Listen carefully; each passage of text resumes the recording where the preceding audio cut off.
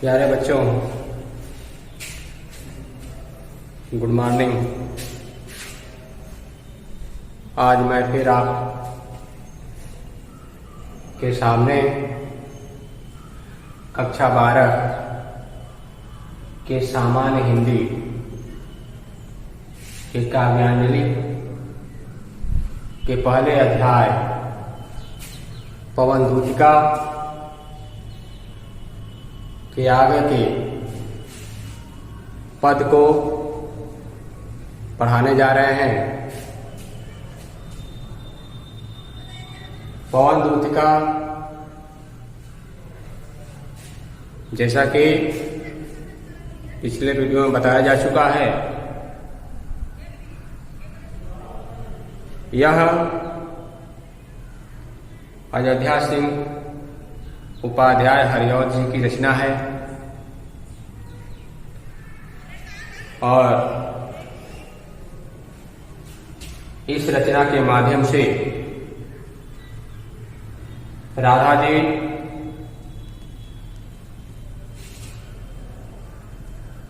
श्री कृष्ण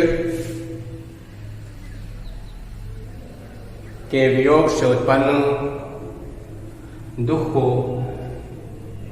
हवा को संबोधित करते हुए कह रही हैं, क्योंकि उन्होंने हवा को अपना संदेश वाहिका बनाने का कार्य की है। तो उसको समझाते हुए आगे राधा जी क्या कह रही हैं,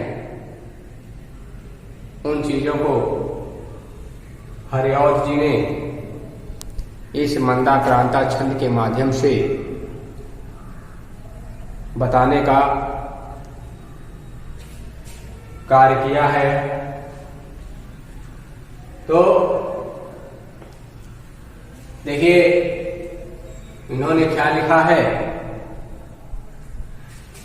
थोड़ा आगे सरस रौका धाम सतपुष्प वाला, थोड़ा आगे सरस रौका धाम सतपुष्प वाला, अच्छे अच्छे बहुद्रुम लतावान सौंदर्यशाली, वृंदा विपिन मन को मुग्धकारी मिलेगा, आना जाना इस विपिन से मोह माना न होना। हवा को संबोधित करते हुए श्रीमती राधा जी कह रही हैं कि पहले तो इन शब्दों का अर्थ जान लें, उसके बाद इसकी व्याख्या की जाएगी।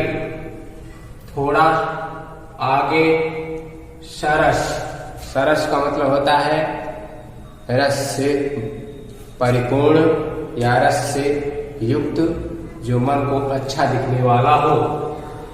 रव भी होता है ध्वनि का, धाम, धाम भी होता है। यहाँ स्थल को बताया गया है, एक ऐसा स्थान जो सार्वजनिक रूप से बहुत ही देखने में आकर्षक लग रहा हो, जहां पर श्री कृष्ण रह करके आपने बांसुरी बजाया किया करते थे। तो वह धाम शतपुष्प वाला, यानी अच्छे अच्छे सुगंधित पुष्पों से सुसज्जित, अच्छे अच्छे यानी और सुंदर, बहु मिस होता है बहुत, द्रुम मिस होता है पेड़, लतावान सौंदर्यशाली, लताएं और सौंदर्यशाली मिस होता है सुंदर, सुंदरता से युक्त या आकर्षक भी कर सकते हैं। वृंदा विपिन यानी वृंदावन, विपिन मिस होता है वन, मन को मुग्धकारी मिलेगा। मुग्धकारी का मतलब मोहित करने वाला, आकर्षित करने वाला मिलेगा। आना जाना इस विपिन यानी वन से मोह माना न होना। मोह माना मतलब होता है मोहित न हो जाना, उसके तरफ आकर्षित न हो जाना।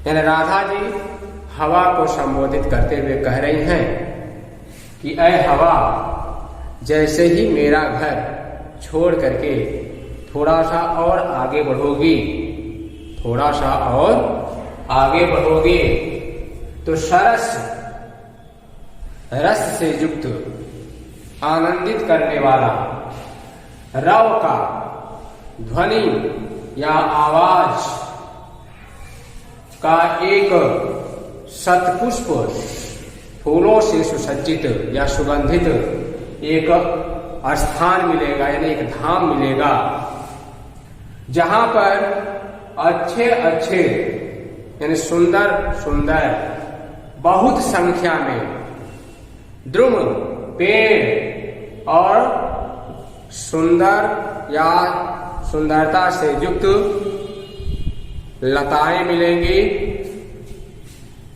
वृंदा विपिन, जो वृंदावन है, जिस धाम का नाम लिया गया है वह वृंदावन के लिए है या वृंदावन के लिए कहा गया है।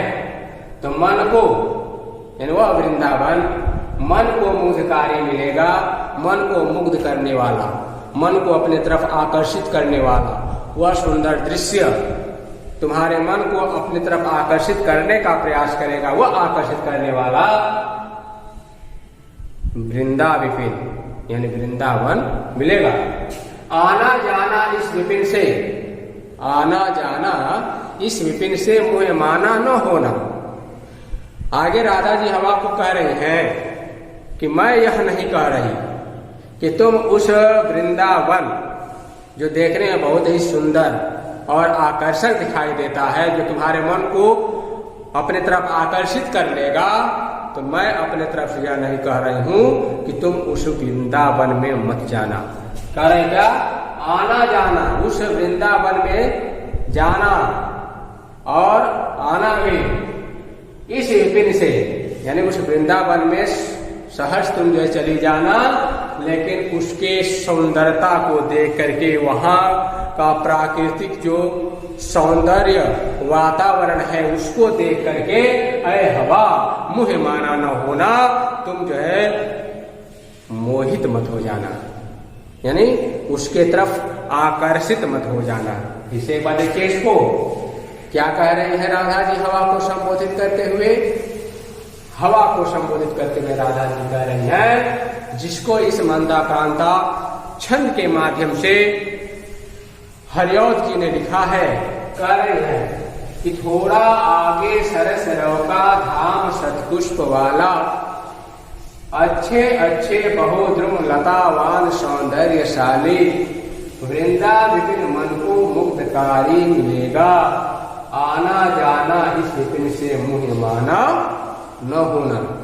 राधा जी हवा को संबोधित करते हुए कह रहे हैं कि यह हवा जैसे ही तुम थोड़ा और आगे बढ़ोगी तो आनंद से युक्त या रस से युक्त सुंदर सतपुष्पों वाला आवाज करता हुआ या आवाज से युक्त एक स्थल मिलेगा या एक स्थान मिलेगा, जहां पर अच्छे अच्छे बहुत संख्या में पेड़ और सुंदर लताएं सुशोभित हो रही होंगी। वह वृंदावन यानी उस स्थान का नाम वृंदावन है।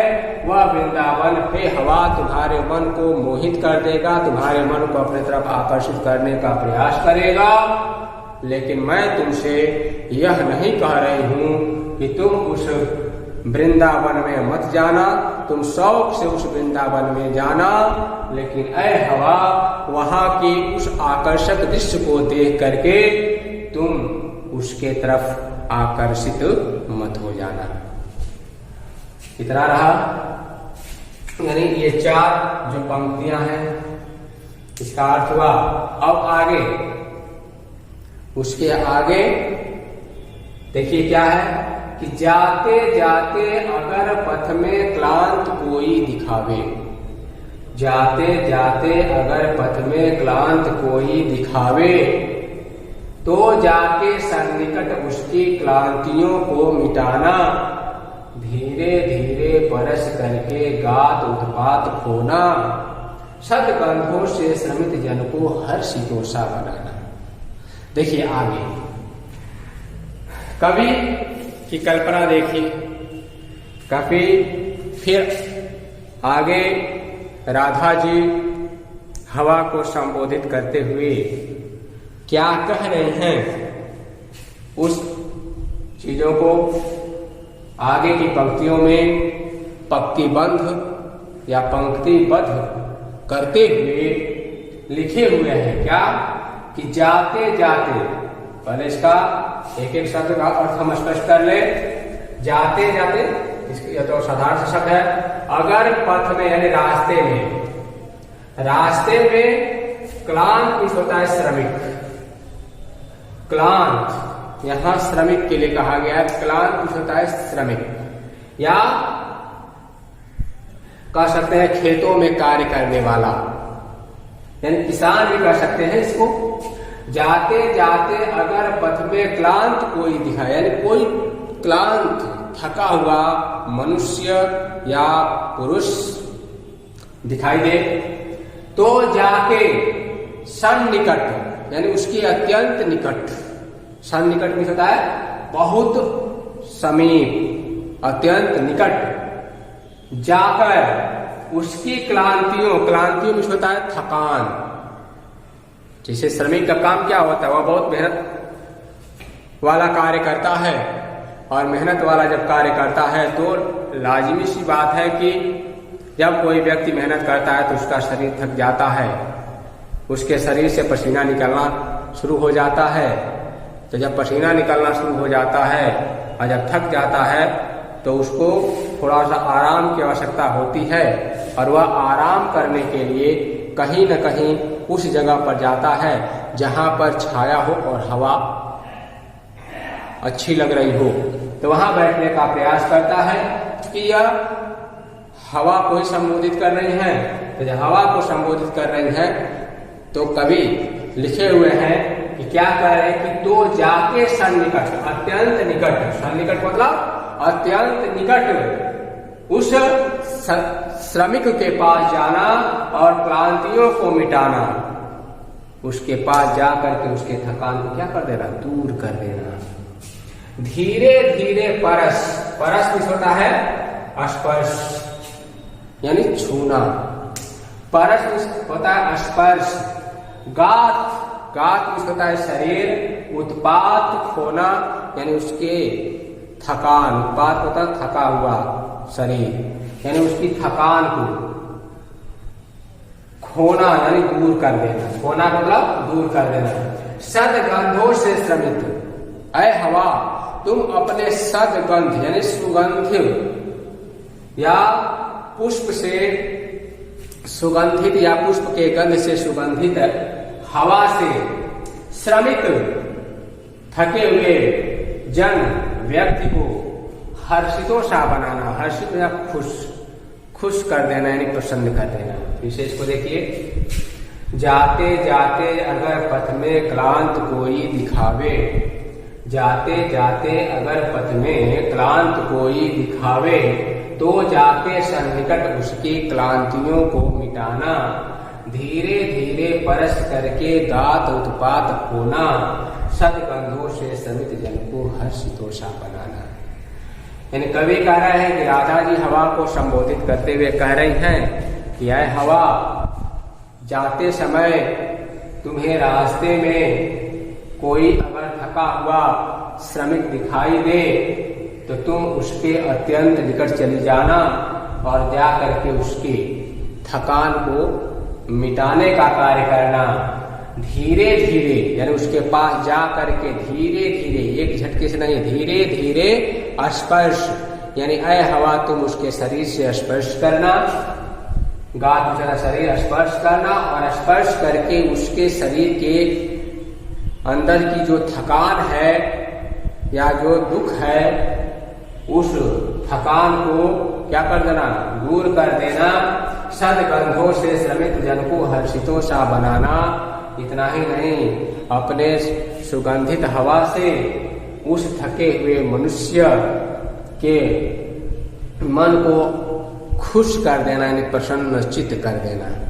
इस तरह यहाँ से लेकर के बाकी के जो 4 पंक्तियां थी उनका यह अर्थ हुआ। यानी कहने बताया कि राधा जी हवा को संबोधित करते हुए आगे अपने दुख को बताने का प्रयास करें और यही बता रही हैं कि आपको कैसे जाना है, किस रास्ते से गुजरना है, कहाँ जाना है। क्योंकि संदेश वाहक बना करके जब पहले भेजा जाता था, आज तो मोबाइल का ज़माना हो गया है। पहले संदेश वाहक ही जो है संदेश लेकर किसी का जाते थे तो लोग पता ही बता देते कहाँ किस रास्ते से कैसे जाना है। तो उसी तरह राधा जी हवा को बताते हुए कह रही है। ये रहा। अब इसमें काव्य सौंदर्य की बात आ जाएगी। काव्य सौंदर्य, काव्य सौंदर्य में रस की है तो रस जो है वियोग, श्रृंगार, छंद, मंदाक्रांता,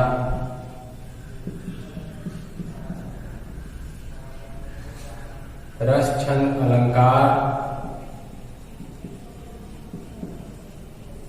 अलंकार की बात कही जाए तो अलंकार, रूपक अलंकार, रूपक और मानवीकरण।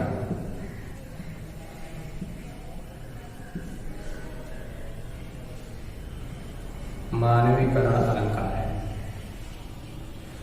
उसके बाद मानवीकरण अलंकार हो गया। शैली है प्रबंध शैली और भाषा खड़ी बोली।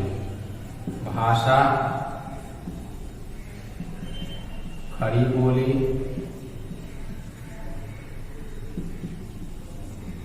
शैली, प्रबंध शैली।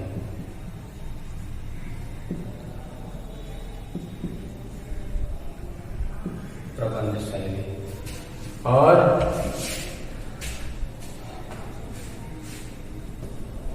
इसमें शब्द शक्ति कही जाए तो शब्द शक्ति अभिधा।